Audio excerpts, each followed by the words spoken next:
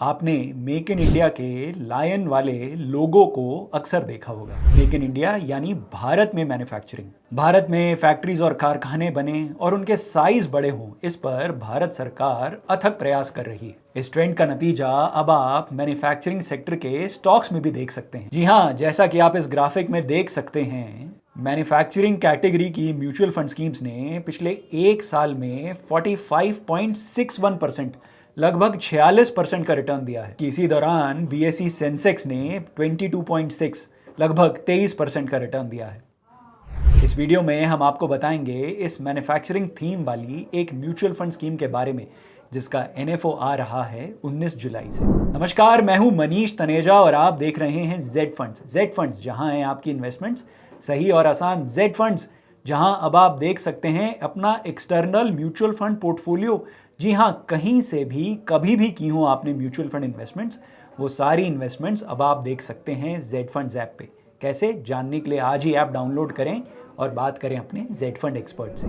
19 जुलाई से Motilal Oswal mutual fund का manufacturing scheme का एनएफओ शुरू हो रहा है। Motilal Oswal mutual fund Motilal Oswal group का हिस्सा है। मोतीलाल ओसवाल ग्रुप का broking, equity research, investment banking और पीएमएस सर्विसेज में कई वर्षों का एक्सपीरियंस है। क्या अपॉर्चुनिटी देख रहे हैं फंड मैनेजर्स इस समय मैन्युफैक्चरिंग सेक्टर में? फंड मैनेजर्स मैन्युफैक्चरिंग अपॉर्चुनिटीज देख रहे हैं इलेक्ट्रॉनिक्स मैन्युफैक्चरिंग में, यानी मोबाइल और सेमीकंडक्टर्स की फैक्ट्रीज बनेंगी और भी बड़ी होंगी। भारत सरकार ने मोबाइल की मैन्युफैक्चरिंग में डोमेस्टिक वैल्यू को बढ़ावा देने के लिए कैमरा, लेंस जैसे पार्ट्स पर कस्टम्स ड्यूटी की राहत भी दी है। टीवी पैनल के ओपन सेल पार्ट्स पर कस्टम ड्यूटी घटाकर 2.5% कर दी गई है। इतना ही नहीं, 2024 के इंटरिम बजट में कई क्षेत्रों में प्रोडक्शन लिंक्ड इंसेंटिव योजना की घोषणा की गई है, जिससे सेमीकंडक्टर्स और डिस्प्ले मैन्युफैक्चरिंग को 360% की ग्रोथ मिली है। भारत सरकार साल 2030 तक इलेक्ट्रॉनिक्स मैन्युफैक्चरिंग क्षेत्र में $300 बिलियन की सेल्स की उम्मीद रखे हुए है। एक दूसरा फैक्टर जो भारत में मैन्युफैक्चरिंग को प्रमोट कर रहा है वो है चाइना प्लस वन स्ट्रैटेजी। बहुत सारी एमएनसी कंपनीज अब अपना सारा माल चाइना में नहीं बनवाना चाहती, वो चाहती हैं कि कुछ उनकी मैन्युफैक्चरिंग भारत में हो। इसका फायदा भारतीय मैन्युफैक्चरर्स को होगा। डिफेंस सेक्टर में भारत सरकार हथियारों के आयात कम करने का बहुत प्रयास कर रही है और साथ साथ हथियारों के निर्यात, उनके एक्सपोर्ट्स पर भी फोकस कर रही है। $5 बिलियन के एक्सपोर्ट का टारगेट डिफेंस मिनिस्ट्री ने लिया हुआ है। अक्टूबर 2022 में भारत में डिफेंस सेक्टर में 366 कंपनीज थी।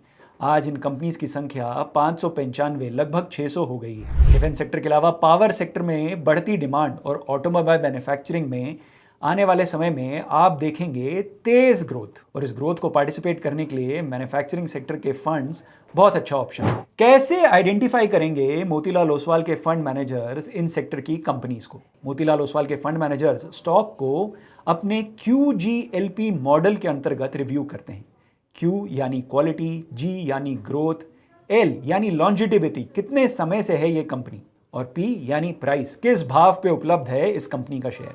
मोतीलाल ओसवाल के फंड मैनेजर्स मैन्युफैक्चरिंग फंड को एक मल्टी कैप फंड की तरह मैनेज करेंगे, यानी इस फंड में आप पाएंगे लार्ज कैप, मिड कैप और स्मॉल कैप के स्टॉक्स। ज्यादातर म्यूचुअल फंड स्कीम्स 75 से 80 स्टॉक्स का एक डाइवर्सिफाइड पोर्टफोलियो कंस्ट्रक्ट करती हैं। Motilal Oswal AMC high conviction concentrated portfolios के लिए जानी जाती है। मैन्युफैक्चरिंग फंड में भी आप पाएंगे एक concentrated high conviction portfolio of 35 stocks. Concentrated portfolio manage करने के लिए एक well defined risk management framework जरूरी है। फंड मैनेजर्स इस फंड में भी एक comprehensive risk management framework follow करेंगे। पोर्टफोलियो में हर स्टॉक की एक मिनिमम और मैक्सिमम वेटेज की लिमिट होगी। पोर्टफोलियो एक स्ट्रिक्ट स्टॉप लॉस और प्रॉफिट बुकिंग का फ्रेमवर्क फॉलो करेगा। इसके अलावा पोर्टफोलियो में आप हमेशा पर्याप्त लिक्विडिटी पाएंगे, क्योंकि ये एक ओपन एंडेड स्कीम है। आप इसमें कभी भी पैसा इन्वेस्ट कर सकते हैं और कभी भी इससे पैसा निकाल सकते हैं। क्या रिटर्न्स दिए हैं मोतीलाल ओसवाल के फंड मैनेजर्स ने अपने पिछले कुछ एनएफओ इन्वेस्टर्स को? पिछले एक साल में मोतीलाल ओसवाल का स्मॉल कैप फंड का एनएफओ आया है,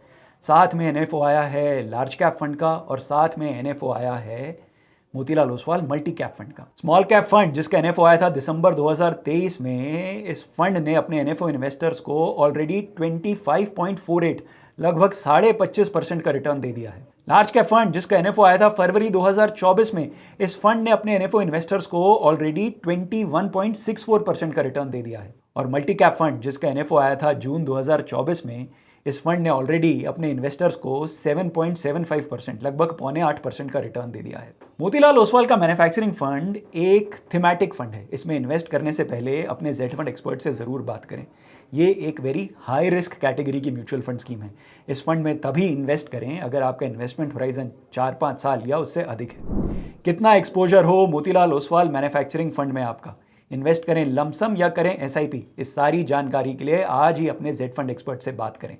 जेड फंड्स, जहां है आपकी इन्वेस्टमेंट्स सही और आसान। Mutual fund investments are subject to market risks. Read all scheme related documents carefully.